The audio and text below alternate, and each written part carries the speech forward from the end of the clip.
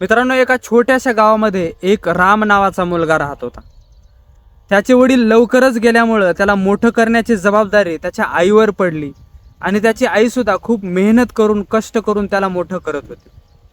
आणि रामचं सुद्धा खूप स्वप्न मोठं होतं. तो स्वप्नाळू होता, त्याला मोठं व्हायचं होतं, खूप श्रीमंत व्हायचं होतं. पण त्याच्याकडे एक मोठी कमतरता होती. तो खूप अधीर होता. त्याला हे सगळं काही लवकर पाहिजे होतं. एक दिवस गावामध्ये एक वृद्ध साधू आले. लोक म्हणायचे त्यांच्याकडे जीवन बदलण्याची शक्ती आहे.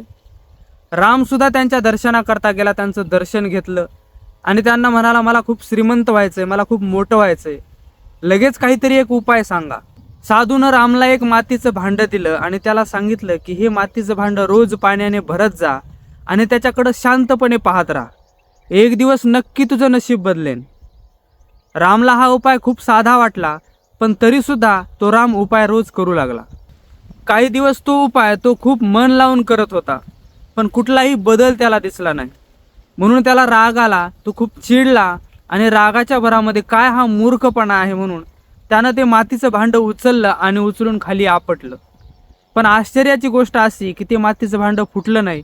याचं खूप त्याला आश्चर्य वाटलं. राम परत साधूकडे गेला आणि साधूला सांगितलं की हे मातीचं भांडं काहीही उपयोगाचं नाही, यानं काहीही बदल झाला नाही.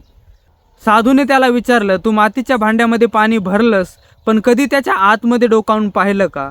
तेव्हा राम म्हणाला, मी आतमध्ये कधीही डोकावून पाहिलं नाही. साधूने त्याला सांगितलं की तू जा आणि त्या भांड्यामध्ये नीट डोकावून पहा. त्यावेळेला रामनं त्या भांड्यामध्ये डोकावून पाहिलं तर त्याला त्या भांड्यामध्ये स्वतःचं प्रतिबिंब दिसलं. पण तो फक्त चेहरा नव्हता, तर त्याला दिसला त्याचा राग, त्याची अधीरता, त्याचा आळस. आता त्याला समजलं की भांडं म्हणजे आपलं मन. तो रोज मातीचं भांडं भरत होता, तरीसुद्धा ते आतून रिकामच होतं. कारण त्यामध्ये नव्हता संयम, त्यामध्ये नव्हती मेहनत. त्या दिवशी राम बदलला. आता तो रोज काम करू लागला, शाळेत जाऊ लागला, शिक्षण शिकू लागला, शेतात काम करू लागला, आईची मदतसुद्धा करू लागला. तो आजही मातीचं भांडं भरायचा, पण फक्त पाण्याने नाही, तर मेहनतीने, संयमाने आणि सकारात्मक विचाराने. काही दिवसांनी राम हा गावातील सर्वात मोठा माणूस, सक्सेसफुल माणूस बनला. लोक त्याला विचारू लागले, तुझ्या सक्सेसचं राज काय आहे? आणि राम लोकांना हसून सांगू लागला की मी माझं भांडं भरलं म्हणून मी यशस्वी झालो. बाहेरचं जग जर बदलायचं असेल तर त्याच्या अगोदर आपलं मन भरलेलं असायला पाहिजे. संयम, मेहनत आणि आत्मचिंतन यामुळे खऱ्या अर्थानं आपल्याला यश मिळत असतं. मित्रांनो, असं एक भांडं प्रत्येकाच्या आयुष्यामध्ये असतं. पण काही लोक ते पैशाच्या आधाराने भरायचा प्रयत्न करतात, काही लोक लोकमान्यतेच्या आधारावर भरायचा प्रयत्न करतात. पण खरं समाधान तेव्हा मिळतं जेव्हा आपण ते भांडं संयम, मेहनत आणि सकारात्मक विचारांनी भरायचा प्रयत्न करतो. म्हणून आज एक प्रश्न स्वतःला नक्की विचारा की माझं भांडं खरंच संयम, मेहनत आणि सकारात्मक विचारांनी भरलेलं आहे का? की अजूनही ते भांडं रिकामच आहे? जर खरंच तुम्हाला आयुष्य बदलायचं असेल तर रोज किमान 1% तरी स्वतःला इम्प्रूव्ह करा.